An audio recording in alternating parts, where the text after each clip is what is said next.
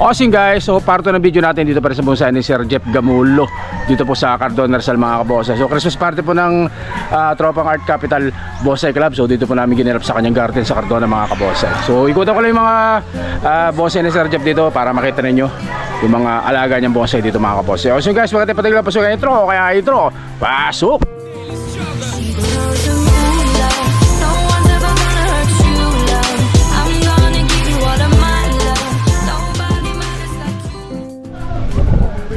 At ayun guys, so unahin ko itong mga banyan pa rin. So yun sa unang video natin, yung mga pinopropagate nila, yung tinitraining na banyan. So ito naman yung mga buo na naka-display talaga dito sa harapan ng bahay ni Sir Jeff. Ito, napakalaking banyan po yan mga kabonsai. So ganyang kalaki na banyan, napakaganda. Hindi natin makita yung ibabaw. So pakita ko yung ilalim sa inyo. So yan po yung tsura ng ilalim niya, talagang punong-punong malaki. Nakakatuwang tingnan to, napakaganda oh. So yan po isa lang sa collection ni Sir Jeff dito na banyan, pero napakarami rin. Yan, banyan, Texas, Kamuning Bilog. So yan yung karamihan sa alaga ni Sir Jeff Gamulo dito sa kanyang bonsai guys. So yan guys oh, banyan po, banyan. Di pa tayo sa kabila, may banyan pa rin dito. Yan. So dito naman banyan pa rin. So ang forma naman ito, ang style naman niya naka rock clasping naman yan mga kabonsai. Kita mo, so ganyan kalalaki yung mga ugat niya. So pakita ko yung ibabaw. Yan, tapos yung ilalim syempre. So ayun ang ilalim niya guys oh. Napakaganda nga pagka rock clasping yan guys. Yan. So naka rock clasping na ba niya naman dito. Yan. So natin. Ganda, ganda. Yan. Pili pa tayo dito. So ito po, banyan pa rin. Iba naman yung style nito. Ganyan kalaki naman siya. Laki rin banyan. So ito ang pinaparami ni Sir Jeff kasi kahit maliliit siya, pag pinagsama-sama pinupuse, mabilis magpalaki. Hindi ka na maghihintay ng ilang taon para makapagpalaki ng ganyan. So ang ginagawa nila, pinupuse na lang para mapabilis yung paglaki ng trunk tsaka mga nibari mga kabonsai. Napakagandang banyan ito. Ayan. So mga Texas naman. So ito Texas na naka-rock clasping. Ayan kalaki. So napakarami rin Texas si Sir Jeff dito. Ayan. Texas. Ito pa. Taas.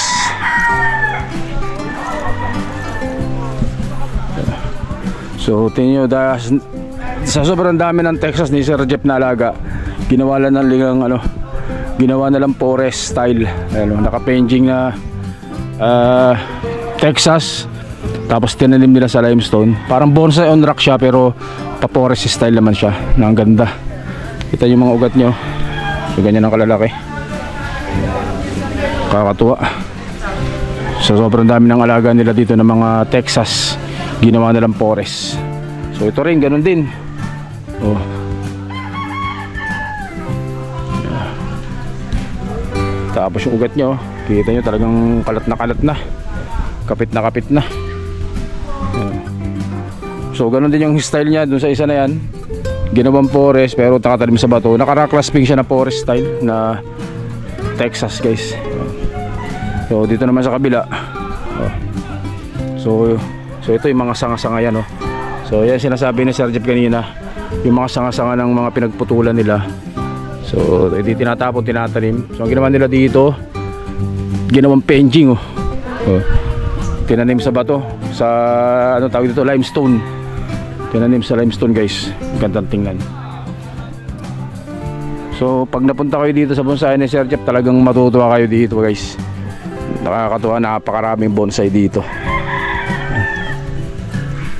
So ito ganun din oh, Texas. Nakalaki, yung ukat niyan laki oh. Ilang puno ginawa nila. So dito, pakita ko sa inyo dito sa taas guys. Hindi natin matatapos maghapon sa pag-vlog to. Sobrang dami. So ayun pa doon, napakadami doon. Lahat na naka-training na Kamuning Bilog, napakarami nandun. So ito ginawa nila, yung mga minarkot nila na Texas. So ito mga minarkot to. Tinanim nila dito sa limestone. Ayan o. Ganda. Nakakatuwa. Ayan o. Sa sobrang dami po ng ano tawag dito?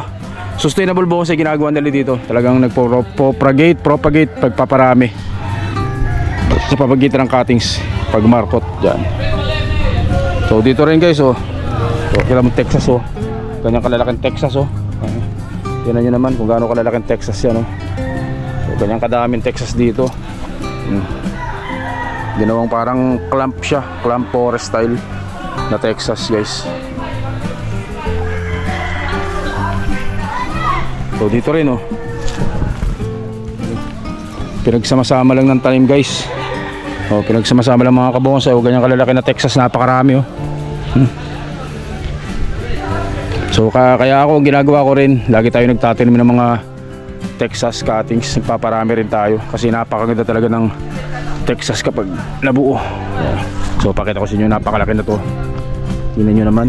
Akala mo yung balete lang na red balete sa laki, pero Texas po yan. Kanyang kalaki. Ganda. Texas po yan. Oh, ito banyan din oh. Nakaraklas din na banyan. So Texas din po yan oh. So dito Texas ulit. So tingnan nyo itong Texas na to guys. Ayan oh, ganun din yung ginawa nila. So ganyan oh, nagsisetback, nagka-cutback para makagawa ng tapering. So ganyan ang ginagawa nila, pinutol. Pero ang pinagputulan na yan, minarkot muna nila yan bago nila pinutol para maparami. Sayang hindi nila pinuputol talaga para itapon. So ginagawa nila dyan, nagmamarkot muna bago magputol. Okay.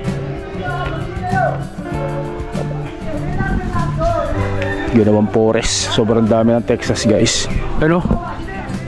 Ganda yan. So ito guys oh. Yan, galing sa markot yan. Minarkot yan, tapos tinanim sa limestone oh. So kagaya nito oh. So ito, ano to, yung mga sanga-sanga lang, pinagsetbackan nila. O, tinatanim na ganyan, hindi talaga tinatapon. Tinatanim sa ganyan. So ito rin, Texas pa rin oh. Daming Texas yan. Parang tinanim nila ng maramihan pa forest din. So ganyan, mahilig si Sir Jeff sa ganun. So tingnan nyo itong banya na to. So itong banya na to, ano to, ang diskarte dito ni Sir Jeff, fuse. Puro fuse lahat to. Tapos yung mga pinag-setback niya, pinagputulan, tinutusok nila yan, hindi nila tinatapon guys. Kaya nakakatuwa. Ayan oh. Mga banya, puro banyan yan. Puro banyan. Napakaraming banyan. O ito pa. So yan, naka-fuse lang yan. Naka-fuse sa banyan yan guys. Yan. Dami. Ito. So Texas pa rin guys oh. Yan. Sobrang dami ng Texas. So ganyan na lang ginawa. Papaliwanag lang para sa Apple kasi mga sabay sa balik kakain. Sige pa.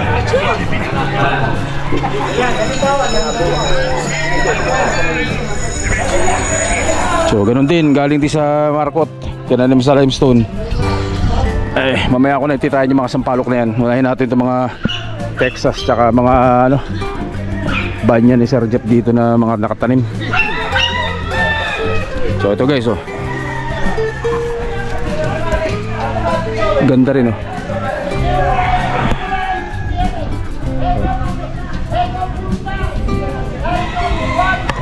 Banyan. Texas pa rin guys oh. Texas, daming Texas. So ito pa oh. Texas oh. Pakadaming Texas dyan guys.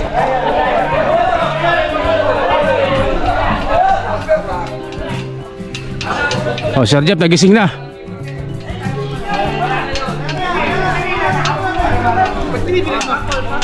Bituin mo. Papakita ko sa inyo yung napakalaking Texas sa Sir Jeff dito. Ganyan kalaki oh. Parang gabinti na ano, Texas to mga kabonsay, napakalaki. Grabe yung Texas oh. Ganyan kalago. Tapos dito banyan to, banyan na fuse. Banyan na naka-fuse yan. So ginawa nila dyan yung ugat. Ilang pirasong puno yan. Tapos yung ugat ang ginagawa dyan, tinatali-tali, binubulbul na nila para pagtagal magdikit-dikit na po guys. Magiging isa na lang.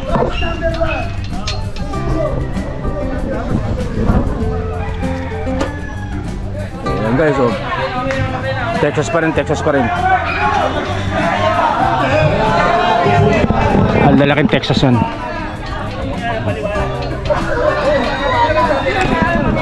Yan. Ito pa. Banyan dito, banyan. Oh, so ito guys, oh. Ang laki ring banyan ito. Oh. Naka-clasping na banyan. So ito ano pa, na pinoprogram pa nila.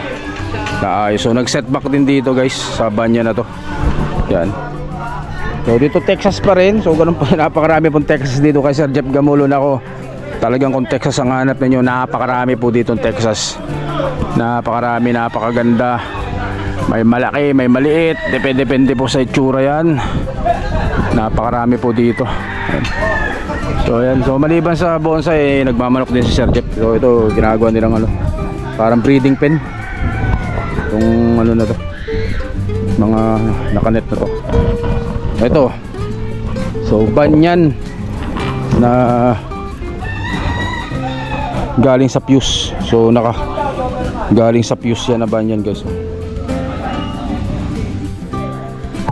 Napakaganda, ang laki. So tapos yung mga pinag-setbackan, pinagputulan, minarkot muna nila bago pinutol yan guys. Kaya hindi talaga mauubusan si Sir Jeff ng banyan. So ito ganun din, galing din sa fuse. Dami rin, ilang pirasong puno yan, pinagdikit-dikit nilang ugat bago tinanim. So ngayon magkakadugtong na sila. So yan po. At ayan guys, dami. Puro banyan po yan mga kabonsai, puro banyan lahat yan. Ayan. So karamihan sa tanim ni Sir Jeff dito banyan, Picos Texas, Kamuning Bilog, mga aguho. Yan. Yan ang mga kapakarami yan tanim ni Sir Jeff dito. Mga red balete, napakarami dito. Yan.